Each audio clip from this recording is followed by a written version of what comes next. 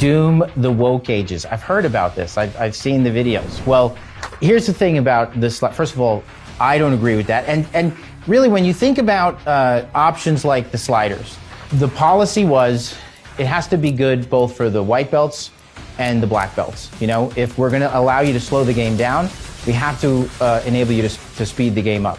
And that was a really good policy for everything. So everything in the game, you can either make things super hard or super easy, you know, or just find that sweet spot somewhere in the middle. What we see with the sliders from our best players in the office is that they do a lot of surprising things. You would think it's just crank everything up, but that's actually not the case. Like one of our players, Mikey and Travis, they like to slow down the projectiles, but then make them lethal. It really enhances that three-dimensional shmup, you know, that bullet hell experience. That is kind of what classic Doom is. Classic Doom is a three-dimensional bullet hell, you know, weaving between these slow-moving projectiles that hit really hard. And that's what creates the maze, and that's what promotes, encourages the player to move, is really the projectiles. And that's what we focused on, you know, for this game. So being able to adjust those things doesn't make the game, you know, super easy. It actually, I mean, it can make it super easy, but it can make it like super hard. It's like messing with an equalizer on a radio, you know what I mean? You just find what suits you best. And it adds, honestly, a lot of replayability to the game, because when you play it,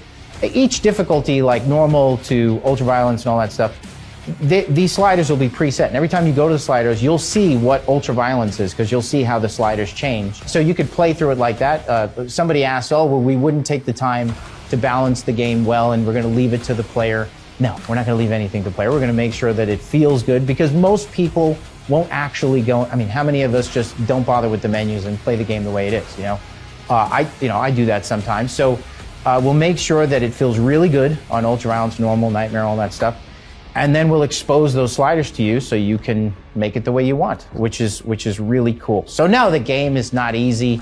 Don't say that.